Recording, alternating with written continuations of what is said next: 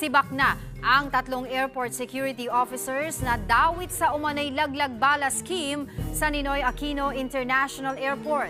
Tutulungan din daw ng Department of Transportation na makapagsampa ng kaso ang naapektuhang pasahero. Yan at iba pa sa pagbabalita ni Rainiel Pawid. Bala? Medyoan mo nga. Bala? Saan dito bala? Oh, wala. Wala naman. Pakiano niyo po? Wait lang. Ano po? Rosary. Rosary. Halos isang bulat ng senior citizen na si Ruth Adel ang laman ng kanyang bag sa boarding area ng NAIA Terminal 3 noong Huwebes. Ayon kasi sa 3 airport security officers na sumunod sa kanila, may basyo raw ng balang nakita sa bag ni Ruth. Pero matapos ang higit 5 minutong kalkalan, So hindi nga kami. Don't worry, nakuha ko na po yung pangalan nyo. Hindi nyo na po kailangan takpan. Nakuha So na hindi po nga namin. po kami.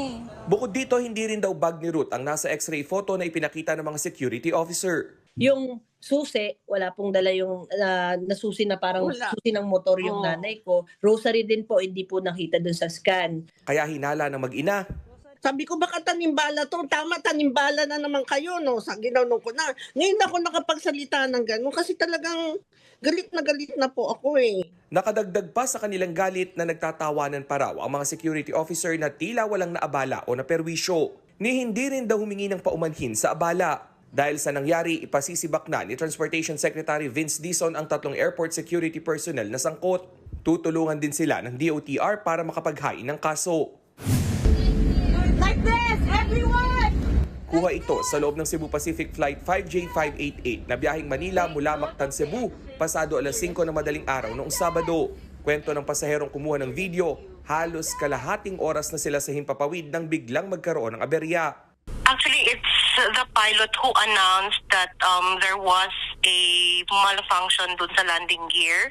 Inanunsyo ng piloto na maganda para sa isang emergency landing pabalik ng Mactan.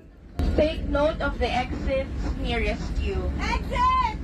Sa cellphone video, maririnig ang mga crew ng eroplano na ipinatutupad ang full emergency routine. Parang sinasabi na like brace for impact. Pag sinabing ganon, dapat nakayuko na lahat. And then like all the basic like what do you call that? Instructions like any sharp objects away from your body, high heels out, and then yung exit row. Syempre takot ka, like nanginginig ka na, hindi mo na alam sinong iti-text mo mid-air kasi walang signal. So, syempre ako naman, tinitext ko na lahat, like ganito kahit hindi siya masend. Ligtas at wala namang pasahero at crew ang nasugatan. Pero aminado si Stephanie na nagdulot ng trauma at stress ang pangyayari.